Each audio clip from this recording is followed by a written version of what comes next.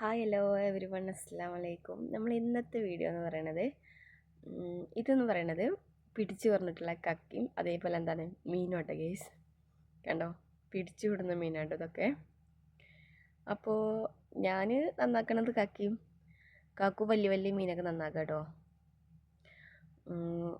ഈ വലിയ വലിയ മീൻ പറഞ്ഞാൽ മീൻ നന്നാക്കുന്ന ടൂൾസൊന്നും ഇപ്പോൾ ഇവിടെ ഇല്ല. ഉണ്ടായിരുന്നു, അത് എവിടെയെന്ന് അറിയില്ല, വണ്ടിയിലോ ഇനി എവിടേക്കാക്ക് വെച്ചിട്ടേന്ന് അറിയില്ല. അപ്പോൾ ഇന്നെന്ന് പറയണത് കത്തി കൊണ്ടുള്ള മീൻ നന്നാക്കലാണ്. എനിക്ക് തോന്നുന്നു ആ നന്നാക്കുന്ന സാധനമൊക്കെ വണ്ടിയിലാണെന്നാണ് തോന്നുന്നു കേട്ടോ. അപ്പോൾ ഇന്ന് കത്തി കൊണ്ടാണ് കാക്കു നന്നാക്കണ മീൻ.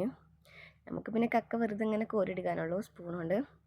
അപ്പോൾ നമ്മളതും കാക്കു വലിയ മീനുകളൊക്കെ നന്നാക്കാണ്. ഇതൊക്കെ പിടിച്ച് വിടുന്നതാണ്.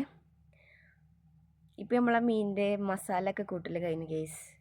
ഇതിൽ പഞ്ഞിയൊക്കെ ഉണ്ട് കേട്ടോ.